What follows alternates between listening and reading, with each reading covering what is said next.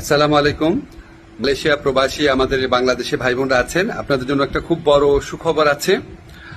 আপনারা হয়তো ইতিমধ্যে খবরটা পেয়েছেন, তবু আবার কনফার্ম করছি যে মালয়েশিয়াতে যারা বাংলাদেশের আমাদের শ্রমিক ভাই বোনরা আছেন তাদের জন্য মালয়েশিয়া সরকার মাল্টিপল এন্ট্রি ভিসা দিবে, এই ঘোষণা দিয়েছে। এটা অফিসিয়ালি কনফার্ম করা হয়েছে। আমরা যখন গত মে মাসে মালয়েশিয়াতে সফর করি, তখন মালয়েশিয়ার যে স্বরাষ্ট্রমন্ত্রী আছে ওনার সাথে আমার এবং আমাদের যে ডেলিগেশন টিম ছিল, আমাদের মিটিং হয়েছিল।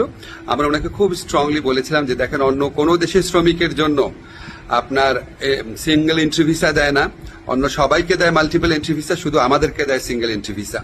তো উনি আসলে খুব অবাক হয়েছিলেন শুনে। উনি সংশ্লিষ্ট কর্মকর্তাদের জিজ্ঞেস করেছিলেন, মিটিং এ যারা ছিল তারা ওনাকে কনফার্ম করেছে যে বাংলাদেশের ক্ষেত্রে এই বৈষম্যমূলক ব্যবস্থাটা আছে।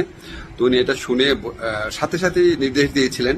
তো তারপরও আমরা খুব ওয়েট করছিলাম, দিনের পর দিন যোগাযোগ রেখেছি কবে এই সুখবরটা সত্যিকার অর্থে আমরা এক্সিকিউটেড দেখতে পাবো।